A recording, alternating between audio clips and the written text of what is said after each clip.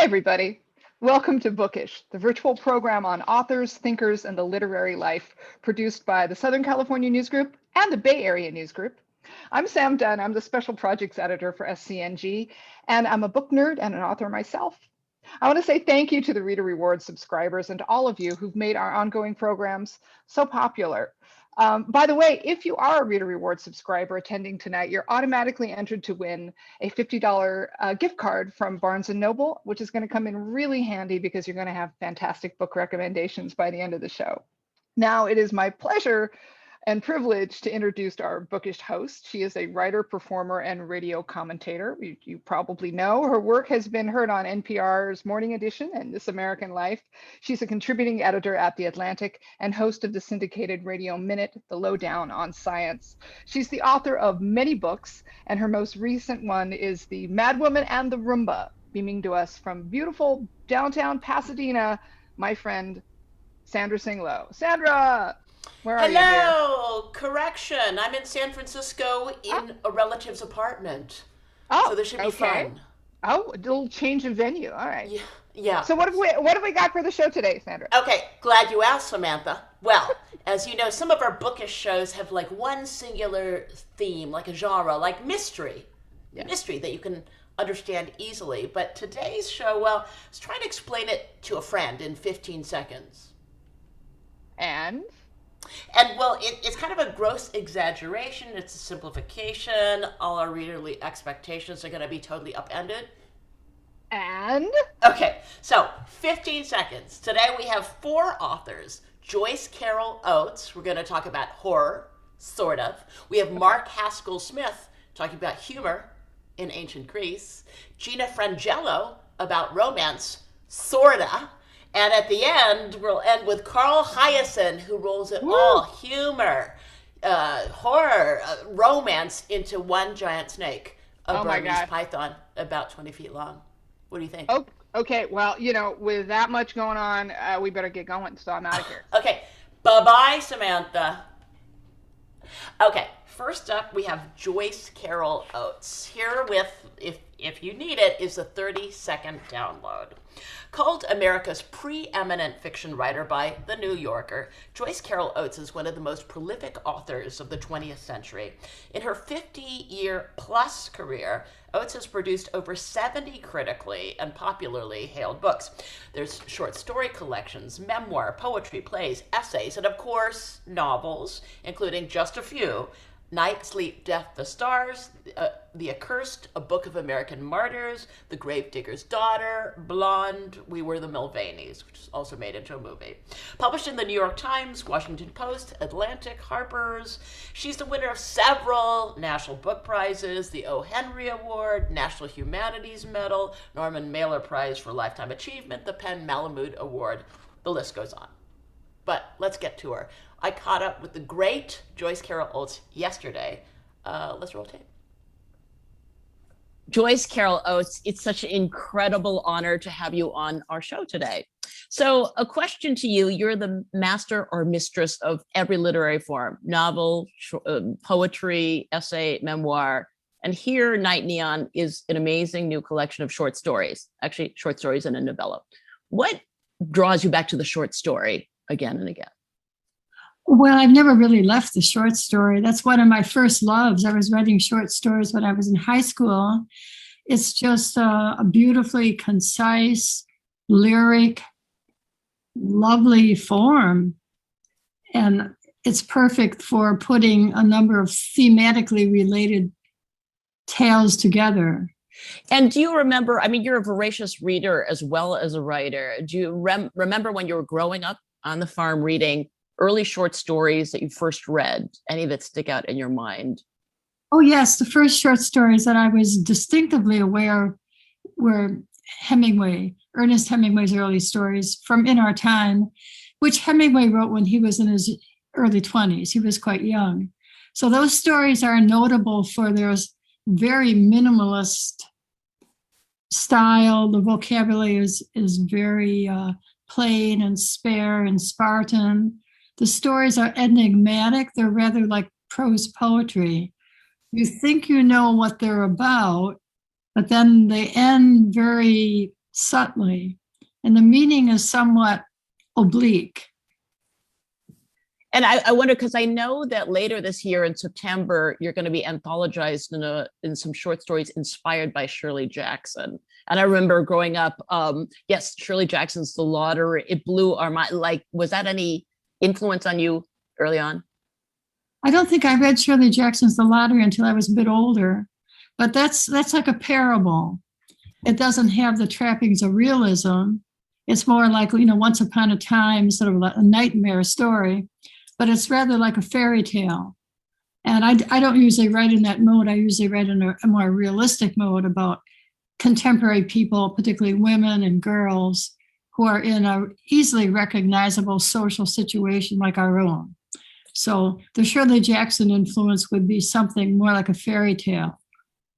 Well, and some of the readers of your new book, which is so gripping, it's fascinating, and it does work together thematically of characters flipping male, female, and victims, perpetrators, dreams, etc.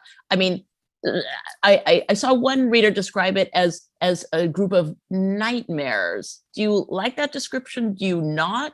What do you think about that idea? Well, I don't think it really describes it. Many of the stories are about the empowerment of women.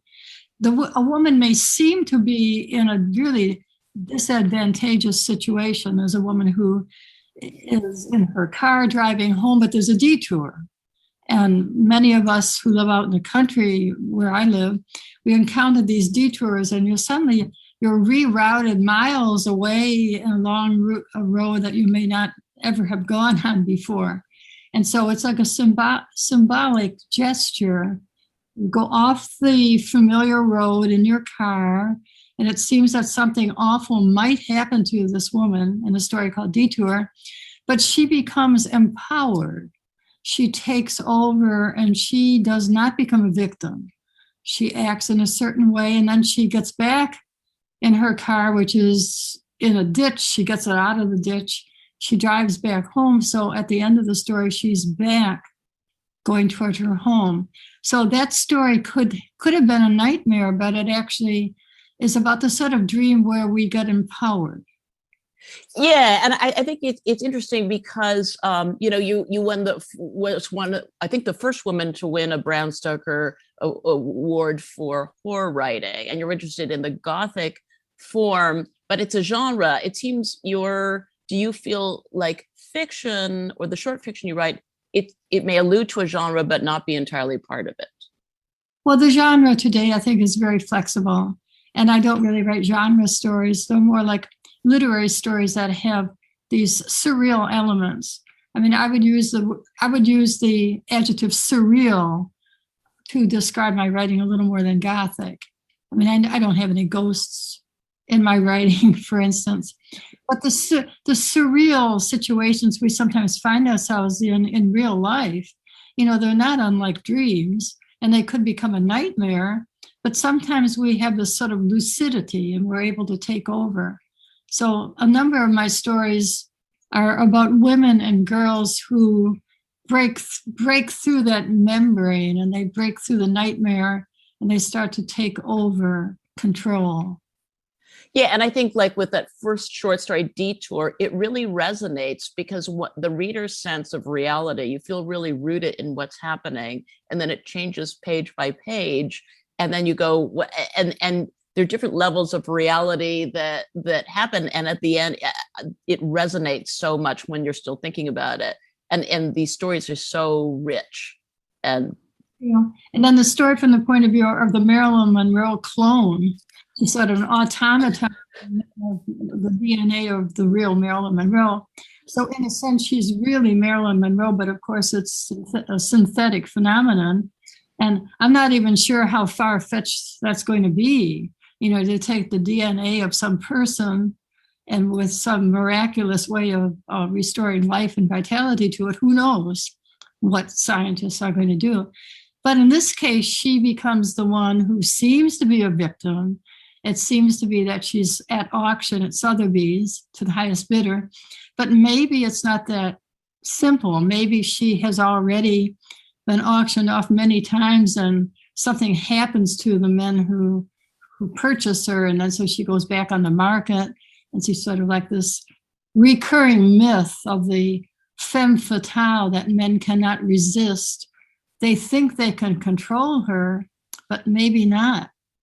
Yeah, there's such an interplay, yes, between the young women and older women and push and pulls of power. And the theme, it's so beautifully played with in this book. It sort of resonates with every story in some way. So I know that teaching has been such a great part of your life. I think that you sometimes have described yourself as a teacher first and a writer second. You've taught from such a range from Princeton, where one of your star students was Jonathan Safran Foer, to prisoners in St. Quentin. And I know that you've said that creativity is innate in all people, whether it's, homemaking or boxing. So do you teach creative writing? Do you feel it can be taught? Obviously you can. And how do you do it? Do you have any special thing that you bring to it when you teach?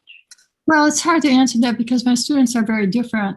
At NYU, I teach graduate students who are well on their way, and they've written and published. I've even had students at NYU who publish books. So they just want to be writing on a certain level, and get editorial advice of a certain kind about their style and subject matter. And, it's fairly elevated. Those people don't really need to be taught how to write. It's more just the fine polishing and just the sense of what do they want to write. And then with my undergraduate students at Princeton, I give them writing assignments every week. So every week they do a lot of writing in the course, and it's a little breathless. They start by writing short paragraphs. I have them read Hemingway, and I have them write minimalist miniature stories. Each week that gets longer and more complex till at the end of the term, they're writing like a 15-page short story. So it's like building up the skill, and they don't have to worry about a subject or a mode in which to write because I tell them what to write. They choose the content, but I sort of give them the form. So that's like teaching somebody how to ride a bicycle where you're sort of helping them, they're not going to fall over because I've got the bicycle, but you're going to turn the pedals and you can turn the wheel and that sort of thing. So as I said, it depends on the level of maturity and experience that the students have. And they're very talented, both the undergraduates and the graduate students. They just had more experience when they're older, of course. So just two final questions for you. Maybe they're interrelated. I mean, you're one of the rare and beloved literary authors who also uses Twitter, and people follow your Twitter feed. And sometimes it's I think you're talking about language sometimes. I think at Brandeis there was an issue where they didn't want to use the word picnic as undergrads, and you talked about it. Can you talk about that a little? Well, just generally about Twitter. Well, I find Twitter a wonderful way to connect with all sorts of people whom I wouldn't know otherwise. And it started off in 2011. People were more on Twitter just to give recommendations of books and movies and television, and there were a lot of comedians. So there was a lot of joking and visuals and videos and all that. And then with 2016, with the campaign, all that year, everything became politicized. So Twitter took a kind of combative and contentious atmosphere at that point. And I'm sort of sorry about that because almost everything in the United States has become politicized now. It doesn't have to be. I mean, we can connect on things that we enjoy and on the country itself and nature and animals. We don't always have to have a political spin. So the Twitter that I'm interested in has really a wide range. Some of it's animals, animal rights, some of it's feminist issues, women's reproductive rights, and some of it is political. But some of it's art. I follow a lot of accounts that post works of art, and I do that myself often. And then, of course, there's a lot of cats. And I have to say I'm part of the whole kitty Twitter. And we're waiting for your cat to cross the screen if possible. And I guess thank you so much for your time. And the final question is, You're known as a prolific writer, but I think you write so much and all the time. What do you, and you love writing, you've said, what are you working on now? What do you look forward to writing next? Oh, well, at the very moment now, I'm working on a short story. It's called 33 Clues. A young woman's sister has disappeared, and she's trying to work out what may have happened. Did her sister disappear of her own volition? Has she been abducted? And it takes place over a period of years. And I'm sort of experimenting with the idea of what we mean by clues. That if somebody disappears from our life, naturally we remember the last time we saw them, and we're looking for clues. But at the time, we had no idea. It's sort of an exploration of how are we observing one another. Only if we knew that it was the last time we would see a person, then we would look very carefully. But ordinarily, we don't have that kind of attentiveness. I'm just sort of exploring some of the philosophical underpinnings of mystery.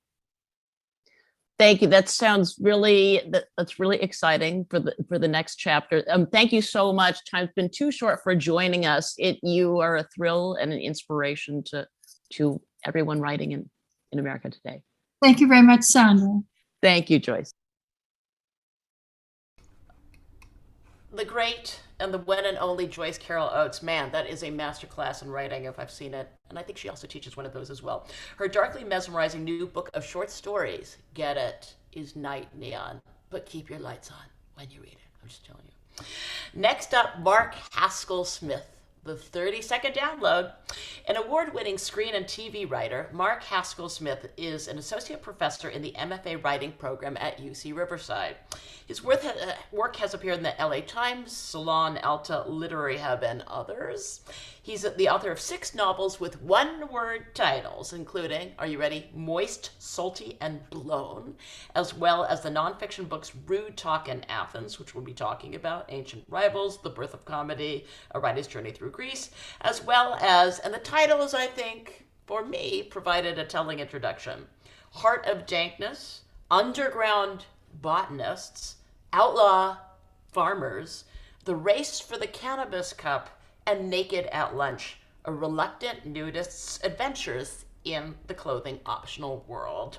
Welcome, Mark. Hello.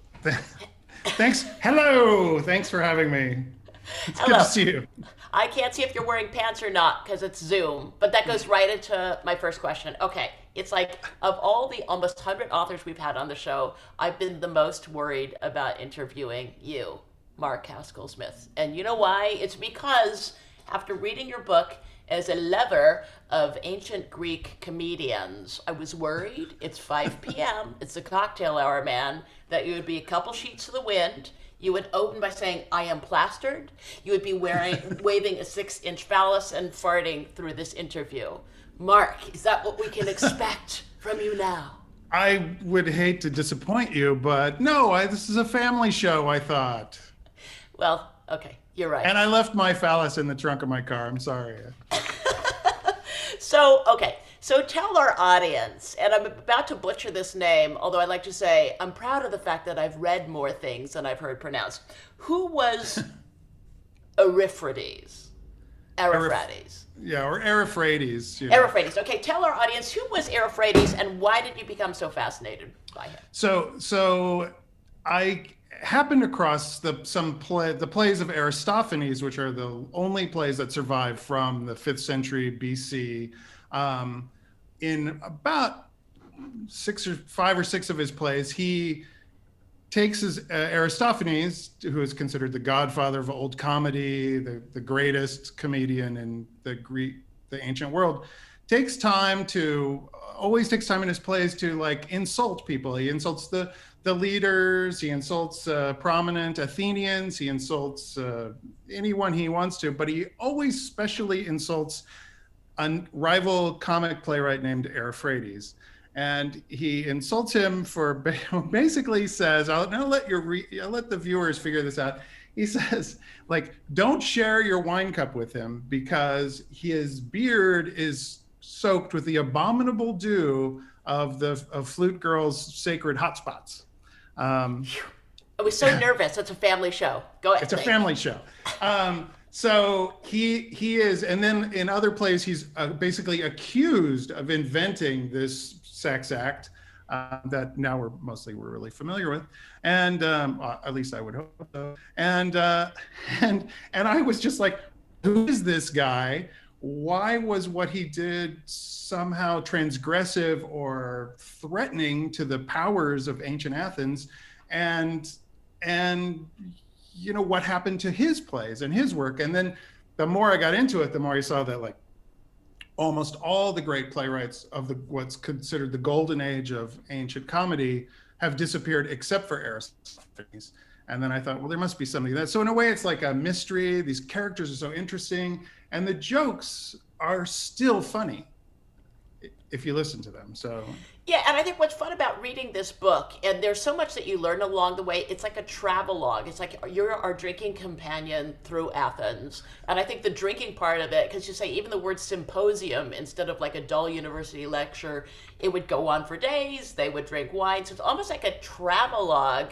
And you think about like how insects are named, what ancient Greek bread is like. It's a really fun journey that, and I love the way that you ruminate academically and saying, but we don't know, so forget this. Like, we actually learn a lot in this particular journey. But I think what I would like you to explain a little bit, and purpose you could do it with a rant. What would you call it? A parabasis. There's like, why? Okay, parabasis. So you could say, our audience, because time is short and they should just run out and get the book, of like, why it's really about the pursuit of pleasure, right? Epicureanism, that who started it? That would be one question. Who banned it? And why should we be Mark Haskell Smith, why should we read your book now? Why should everyone read your? It's so urgent, ancient Greek. Go, parabasis. Well, so think about it. I mean, it was the birth of democracy, right? The first time people, and unfortunately it was just men back then, had the right to say what they wanted and had a vote, and anyone could say anything, right? And so the first thing they do is start basically waving 6 feet phalluses around and making fart jokes. Right. So, which I think speaks a lot to who we are as people. This is kind of like, this is our culture. Let's just own it. Let's just live with that. That's what we do. That's what we find funny. But the things that happen today, like when we look at people talking and saying, people are now on Twitter saying whatever they want, right? People say anything. And yet there's a kind of a lack of critical thinking and a lack of nuance behind it. And for me, one of the great things about ancient Athens was they had another side to this. Parrhesia was where you could say whatever you wanted. They had another side called eidos, which was shame. You could say whatever you wanted, but then people could take you to court for it, sort of like early libel. And the only place they could get away with it was on the stage. And so as I sort of explore this and figure out all this stuff, it just, you're like you say, I talk about how bugs are named because Aristophanes only lives on as a moth, right? His work is wiped out, but some crackpot in the 1800s, etymologist named a moth after him. But it's like, if you start looking into the birth of our culture and all these things, and like how I want to get, it gets political, right? Because there's a deeply entrenched patriarchy in Athens. We still have the same thing here. Not much has changed in 2,500 years. And so I started looking at all these things and trying to figure out like, well, what is real? What is true? Because historians throughout the centuries have just made stuff up because we don't know much about Athens at the time, which is why I kind of have some, what do they call cheesy reenactments, historical reenactments, like the History Channel. They're excellent. It seemed accurate to me. I really tried to make them accurate, and they drank a lot back then and made jokes, but it is the core foundation of our civilization, and things haven't changed that much. And it's also how humor was started. So for me, I mean, if I would tell your viewers to read the book, you're going to learn a lot about the birth of comedy. And it all relates to present day stuff. Like you were talking with Joyce about Twitter. It totally relates to Twitter, this idea of this unbridled speech and then shame that follows with it when people get canceled. Okay, so 2 final questions, and I'm going to give you 2 quotes from the book, and you can explain. And I think you're right. It is about the birth of comedy, and you are a humor writer, so it's really, and you quote Aristotle's Poetics, not too long, because he's kind of a serious dude, but it's really a fun and interesting read. So the first quote comes to you, and it's from Cratinus, another, and though people don't know that Aristophanes is the one we remember, but there were a lot of contests about playwriting, and he was one of Aristophanes' rivals. And true or false, Mark Haskell Smith, you will never create anything great by drinking water. True. See, I told you. Okay. All right. And the second is by a writer who we hope will not be obscure in the future. I call him Haskell Smithicus. Mark Haskell Smithicus, who said, try to enjoy the moment before the chainsaw comes out. I think that's solid advice. I'm paraphrasing Buddha, I think, when I did that one. Okay, well, to get the full story, which is really fantastic, as people, I think the great fun of the book is that we feel we're sitting with you in Athens with a cast, with wine, and I think that particularly the chainsaw story, that's but one of many wonders and mysteries and questions and joys to find in your book. So I think, and so on that note, thank you so much, and now you can go and get your 6-foot-long, phallus in the car. Okay, thank you. Thanks for having me. It's been a real pleasure. A pleasure. Okay, thank you so much. So Mark Haskell Smith's new book, Rude Talk in Athens, comes out next month, available for pre-order now. Next up, Gina Frangello, the 30-second update. Gina Frangello is the author of 4 books of fiction, including Every Kind of Wanting and A Life in Men, currently under development by Charlize Theron's company, Denver and Delilah.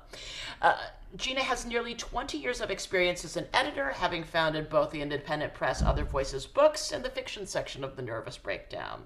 She's also been an editor at The Rumpus, Tri-Quarterly Online, and the Coachella Review.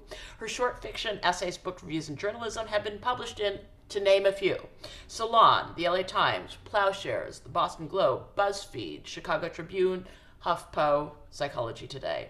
After two decades of teaching, I think she's finishing a PhD right now at University of Illinois, Chicago. I may ask her about that. Her groundbreaking new memoir is Blow Your House Down, a story of family, feminism, and treason. Welcome, Gina. Hi, thanks for having me. Hello. I left Thomas in the car too. Well said. These things are really weaving together at the. I didn't know that they were connected, but they will. Okay, so your memoir, "Blow Your House Down," has just deservedly sparked so much passionate dialogue and sort of a conversation about the conversation. Could be its own conversation, but since time is relatively short, if we could just start with your book and the writing of it. So you have said many conventional female narratives end with marriage and children, but your memoir, it's marriage and children are the beginning. Can you explain? Yeah, I feel like there was a time when really women were just sort of across the board, not very much allowed to write about their truths, write about their transgressions, their mistakes. It was a very unforgiving thing. You had to be virtuous all the time. I feel like the culture has come a long way in allowing younger women to openly talk about, write about their misadventures. Now, I will put like a little asterisk there where I think that the flip side of that is that sometimes damaged young women get fetishized in the culture. And so that is not a good byproduct, but there is generally more freedom. It does seem to me that in mainstream memoir, there are more books than reason would seem to indicate that do end with either marriage or children or both, as though this is sort of the end of a woman's inner life, the end of a woman's changes, the end of a woman being able to screw up and do something differently, the end of passion, etc., where we are supposed to now live vicariously through our children, step politely to the side, and then go, quietly into the invisibility of middle age and old age. And this is just not what I see happening in reality. Like, on the ground, this is not what the life of a lot of middle-aged women is actually like. But I don't feel like the literary industry is yet quite reflecting that. And so I really wanted to write a book about the many overlapping aspects of middle age, from passion to illness to caregiving elderly parents to being a parent to being a spouse badly at times, and new love and all the tricky things that happen as a result of that. And the body and the body's relationship to what it is to age, and yet to still continue to evolve as a person and to experience enormous passion and presence in our lives.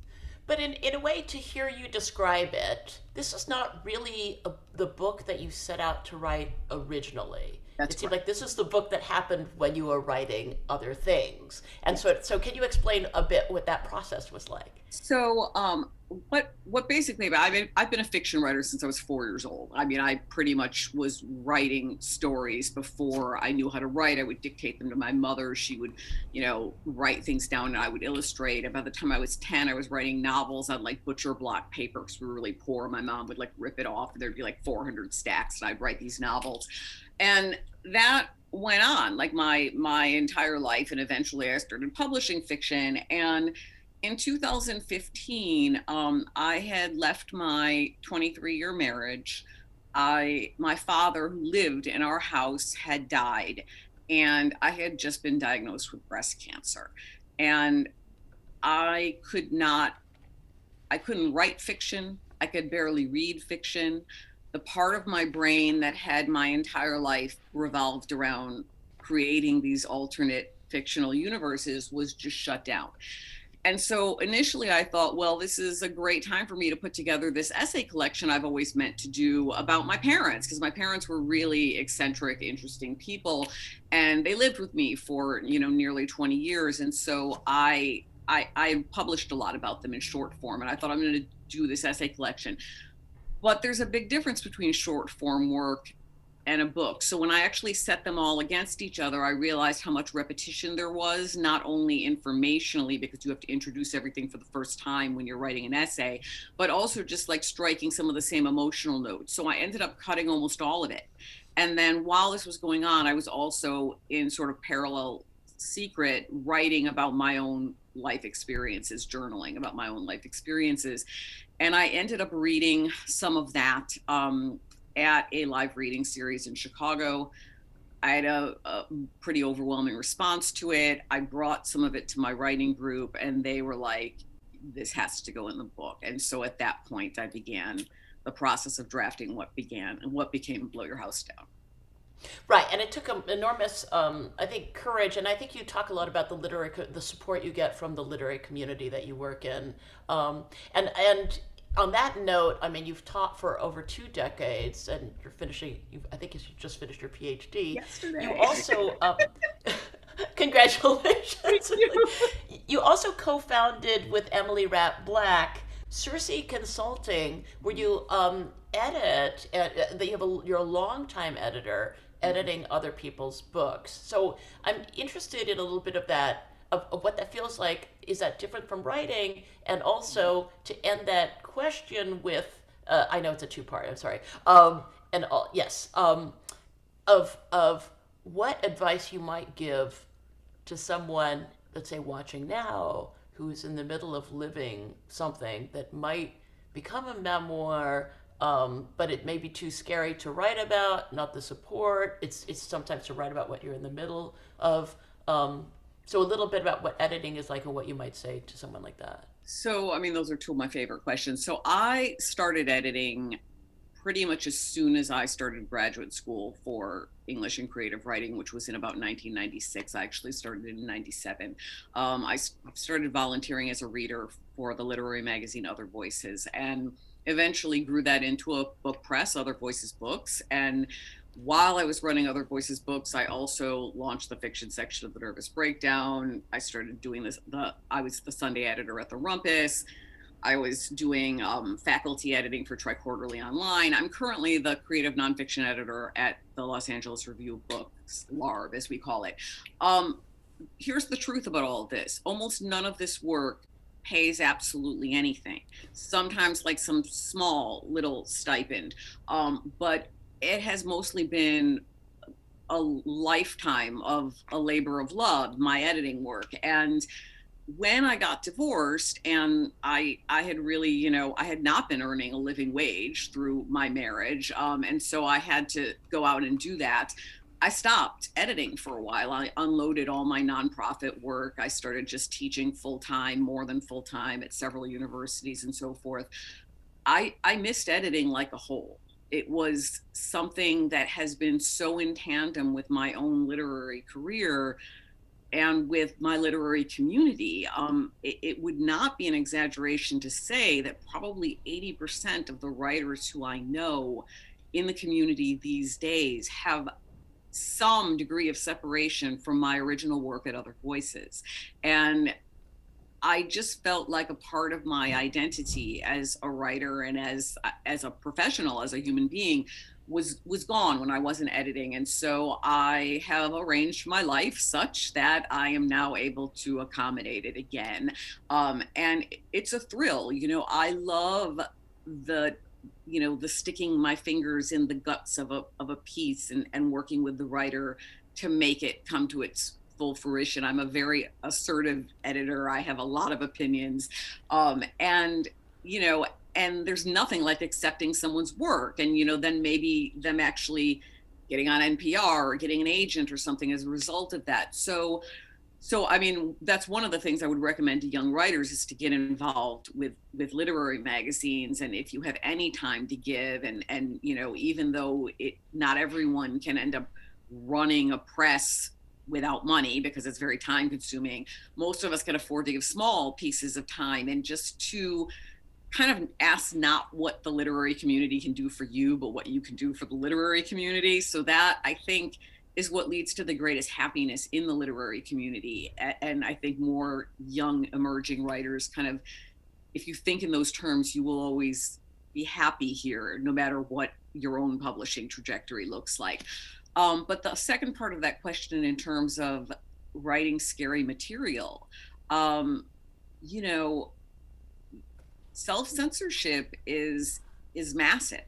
I mean, infidelity is one of the things that happens in my memoir. And I mean, I know women writers, good women writers, not, people who are intelligent, who have literally changed their novels, so works of fiction, to take infidelity out because they're afraid that the book won't sell.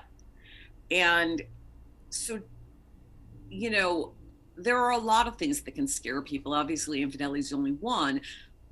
But if we sort of try to think about what would the history of literature be if no male writers had ever written about affairs? I mean, there almost is no history of literature without adultery, so regardless of what one's moral stance may be on that, I think that women are censoring ourselves a great deal more. And I think that that's also true of people of color, of people, of queer people, because sometimes we are expected, or we expect ourselves to be a representative of our entire demographic.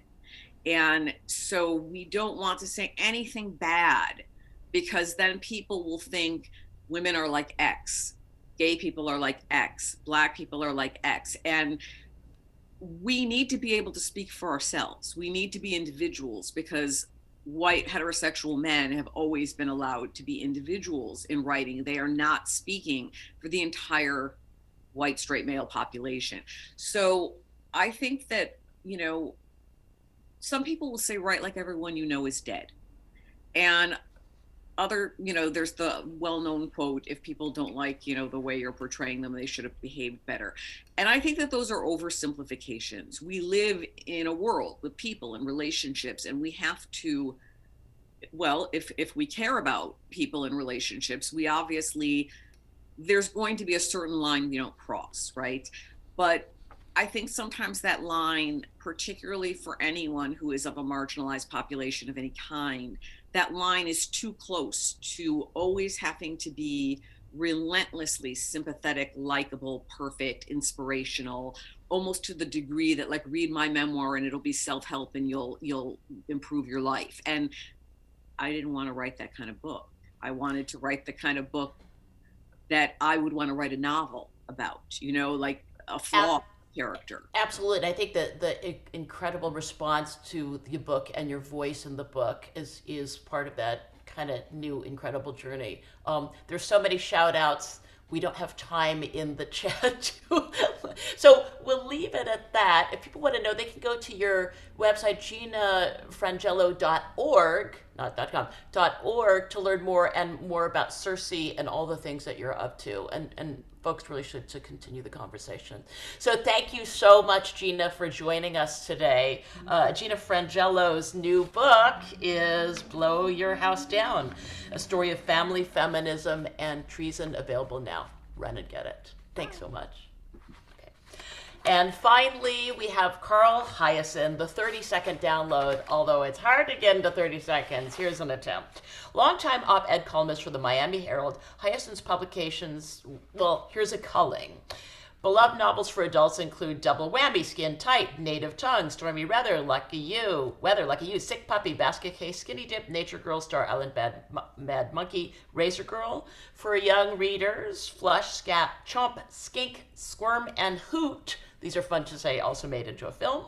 For readers transitioning from youth to adulthood, you can also get Assume the Worst, the graduation speech you'll never hear, illustrated by Roz Chast. Can't help resisting that his novel Striptease was turned into a major motion picture starring Demi Moore.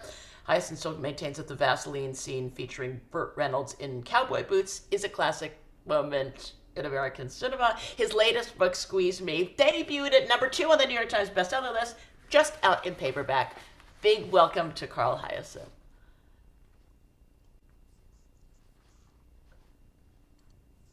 I'm here. Who is here? From Florida. Can you see me? I cannot see you, but I can hear you. Here we go. Try that. There we go. I tried it before. They said I wasn't allowed to start it, so now we're started. Hi, Sandra. How are you? Good. You can always blame it on a giant snake. Which, of course, we're going to be talking about the snake. Let's do this thing. Okay. So, obvious question. How did the idea for Squeeze Me come to you? Well, you know, we have a legitimate python infestation in South Florida where I grew up and where I live, and they get big and they eat everything. And I was, you know, when you're thinking, you have pythons, you have Mar-a-Lago, it just seemed to me to be, a logical literary confluence. What would happen?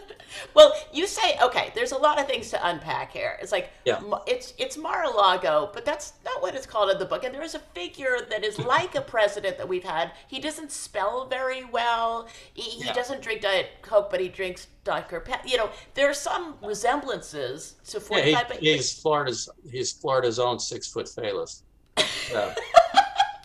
Yeah. So the presidential mansion, Palm Beach mansion in the novel is called Casa Bellicosa, and we never find out the president's name. We just use his Secret Service code name, and you know they do that for the whole family. Is Mastodon, and that's how he's identified during his appearances in the novel. Well, and I mean, there's so many things to talk about that are fun about the novel, but tracing the thing of language, you know, the names of, there is a society, let us say, of, I'm going to say maybe Republican women who are fans of the Mastodon. Yeah. And they're called it's a family show. I won't say it, but you can say it. Their name is. Well, their name is it's shortened to Potussies. Let's put it that way.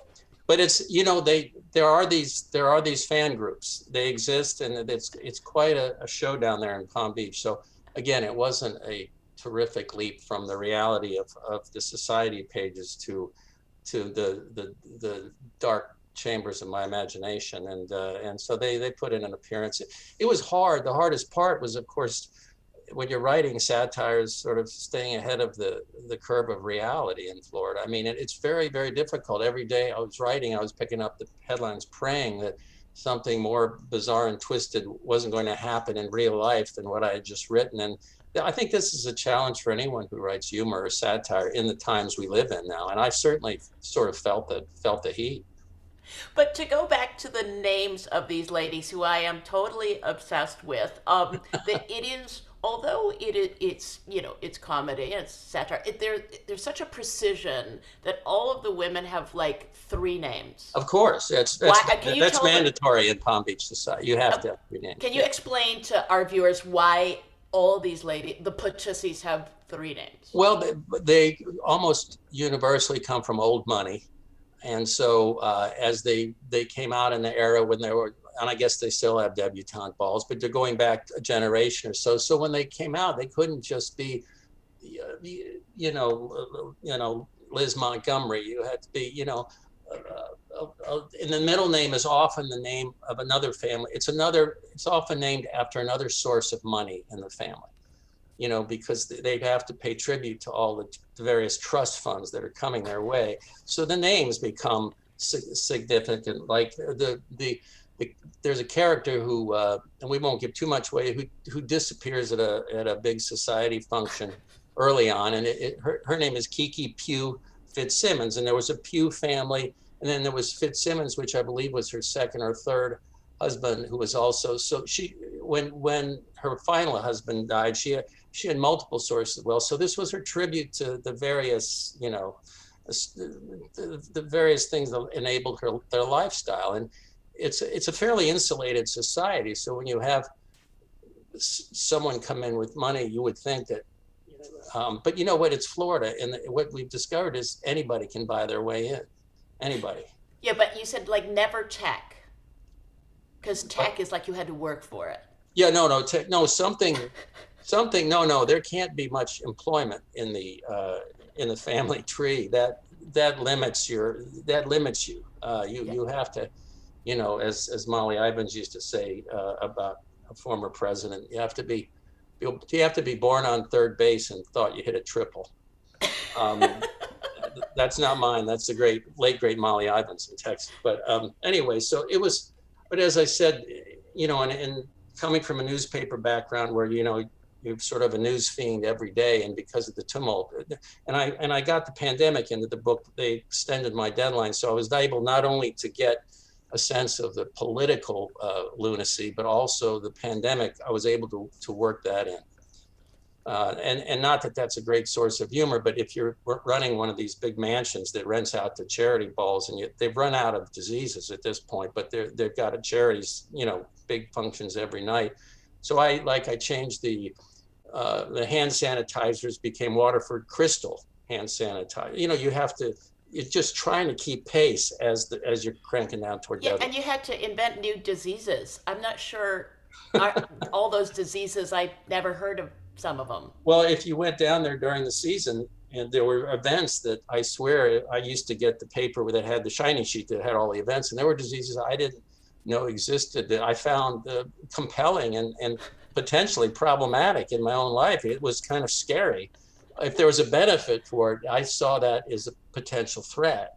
I thought, holy crap, I never heard of that. So yeah, I mean, it was just, and I've always grown up down here and everything. I've always been a fan of snakes, and these gigantic, reptiles get 18, 20 feet long, and they can swim. It's not a big swim out to the island of Palm Beach from the mainland. It really isn't bad for a big snake. And I'm just thinking, it's going to happen eventually that they're going to get there because they're expanding northward. And I tell people, I sort of wrote this book for people who can't be there when it happens. Yeah, well, you like snakes, but I think your colleague at the Miami Herald, Dave Barry, it seems he feels you have almost an inordinate fascination with snakes that is maybe borders on the unnatural. And I think you've even gifted him like a snake egg. Well, it was a reptile egg, and it was a wedding present. And then his wife, I didn't tell him what it was. I just when I gave it to him, I said, Dave, I'm only gonna get, he says, what is it? I said, I only got one piece of advice: buy a cage.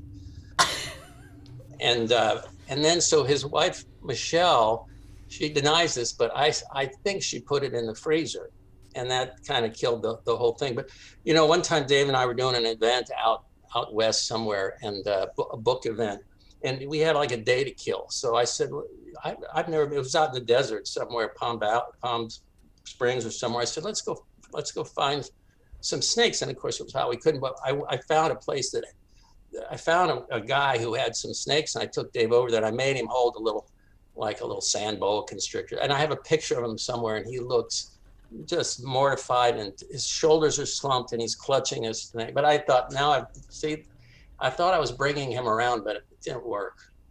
Yeah, books and snakes, but it does feel fine. You do have a fondness for snakes. And It's all wildlife critters. You know, you grew up in South Florida, but like the heroine of this novel, Angie, is a wildlife removal specialist, which is a real profession. And almost every community in Florida has these people driving trucks around. If you got a raccoon in your piano, you call up and somebody shows up and catches it and takes it and releases it. So it's a cool job, but it's a profession here. So I thought it'd be cool to have a protagonist who it's not, you know, it's not on the scale of a Greek drama. I admit that, but it's Florida. But I think there's a sympathy. That's what's beautiful about this book in a certain way, that you're kind of rooting for the snake, and I think that the snake is just doing their thing, and you're always for the nature to win. I always root for the predators. Yeah. I mean, in nature, because when you grow up, you know, literally you have the childhood outdoors on the edge of the Everglades. Right. I mean, this is just what all the kids my age did, what I did, and we all had animals and critters and snakes, went fishing, camping, you know, that stuff. So if you never outgrow that, which obviously I haven't, and you have to have a chance to write political satire that involves the possible arrival, having the Secret Service have to anticipate the arrival of a giant reptile swimming towards a presidential vacation mansion. I mean, it doesn't get much better than that. I mean, that's as much fun as you could have. Well, okay, and it's cool. The people who've read your Miami Herald columns, they should know politically where you're at, even if they are, let's see, Republicans. But I think, would you say, and you're not worried about making anyone mad at this point, because I couldn't give a shit one way or another. Okay, it's a family show. Thank you, Carl. I'm sorry. I'm sorry. No, I'm sorry. But and I say that only because, look, I wrote an opinion column for however many decades at the Miami Herald. You don't get paid to sit on a fence. You state your opinion, and then you get all the hate mail. I mean, if you're going to write honestly about anything, you got to take a position. Otherwise, you're wasting oxygen and wasting ink and all that other stuff. If they don't know by now, I have lots of friends who are Republicans, by the way, believe it or not, and they love the book, and I heard from them, and they love the satiric caricature of the then commander-in-chief, and so I didn't feel, I know people, it's just the times we live in, but if you start worrying about that stuff as a writer, you handcuff yourself, and then what you write is instantly forgettable. Yeah. Okay, we have so many questions from the audience, but we have the time is short, so let me go just straight. There's people love the book. You're so funny. Okay, I think skink. Okay, so and Lisa Winter of Balboa had sent us an earlier question, and skink, so popular. Can you talk about him just for a little bit? Well, he's a character that first appeared in a novel I wrote a long time ago called Double Whammy, which was about murder and corruption on the professional bass fishing circuit. It was a literary territory that I had completely to myself, and I rushed the book out. I was waiting for Cheever or Roth or someone to love. No one's written about bass fishing since, but anyway, I needed a hermit guy in like chapter 5 or whatever. I just needed a hermit guy, and I wanted to give him an interesting backstory. So I had this character who was living in the woods, living off roadkill. And I thought his backstory would be that he was a governor of Florida at one point. He went up to Tallahassee, lasted a few months, and it was so corrupt that he went insane, tore off his clothes and ran into the swamp. And that was the backstory. And then it's one of those characters that I liked him and I kept him around, and he became like the moral compass of that book, and readers loved him. So I brought him back. I brought him back in other books, but that's where that character Skink came from. And hopefully we will be seeing much more. Time's been too short, damn it. Carl Hiaasen, you're so funny and delightful. We hope that you'll join us yet again in the future. Sandra, thank you so much for having me on, and especially this panel, which is very distinguished, and it's been quite an honor, and I hope everybody out there has a safe rest of the summer with everything that's going on. A pleasure. Thank you so much. The great Carl Hiaasen, his latest hilarious novel, Squeeze Me, you'll read it in one sitting, is just out in paperback. Thank you, sir. Samantha. All right. See y'all. Bye, Carl. Bye, everybody. Thanks again. Hi, Carl. Come back. Come back. Come back. Bye. Hi, Eric. I'll let you take over for me. Yes, I just wanted to say thank you, everybody. Thank you, Sandra and Carl and Gina and Mark, and of course, Joyce Carol Oates. One quick word, Bookish will be back August 20th with National Book Award winner Charles Yu, the henna artist, author Alka Joshi, Dr. Gretchen Soren, and Matthew Spector. But you don't have to wait that long for great content about authors. Here to tell you what we've got coming up in the newspaper is our book section editor, Eric Peterson. Eric, please tell us what's up. Thank you so much. Thanks for everyone for letting me have this time. So today even, we've got a story. I imagine everyone on here loves bookstores. We've got a piece on Montrose's brand new Lost Books. It's the sister store of the Lost Bookstore, the last bookstore downtown. It's great. It's got a tunnel of plants and greenery. It's fantastic. Look, we've got the story online. I'll put the link in the chat, and you can check out the pictures. Coming this weekend, our own Samantha Dunn also spoke with Joyce Carol Oates. There's a great piece you'll want to read where they talk about the pandemic and, again, cloning Marilyn Monroe. We've also got an interview with Dana Spiotta talking about Wayward. You don't want to miss that because it's about the far off time of 2017. We've also got thriller writer Karen Slaughter. She's talking about False Witness, her new book. And I have to tell you, she also discusses her grandma's recipe for marinating squirrel with Coca-Cola. So really, if you're not at least slightly interested, I'm not sure what to do. But beyond that, we've got stuff coming up in July and August. We've got a Hollywood star that I'm not going to tell you who it is. We've got some great local writers, and I will just underscore what you already know. We care about local writers here. We care about Southern California writers, Northern California writers, even a little bit. And we're grateful for readers like you, and because you all and we all contribute to the Southern California literary environment, whether you're an author, a reader, a bookseller, a librarian, a teacher, a journalist even, we're just glad to have this time. So thanks for letting me in here, Samantha, and I will hand it back to you. Thank you so much, Eric. Great work as always in the book section. Hey, I'd also like to invite all of you to check out our other programs at scng.com/virtual events. Next Friday at 5 p.m., we have the beloved columnist Marla Jo Fisher for her happy hour and special guest. And finally, if you'd like to share your thoughts from today or have suggestions or just comments, please email us at events@scng.com. And we will see you guys next time, I hope. Have a great night. Bye.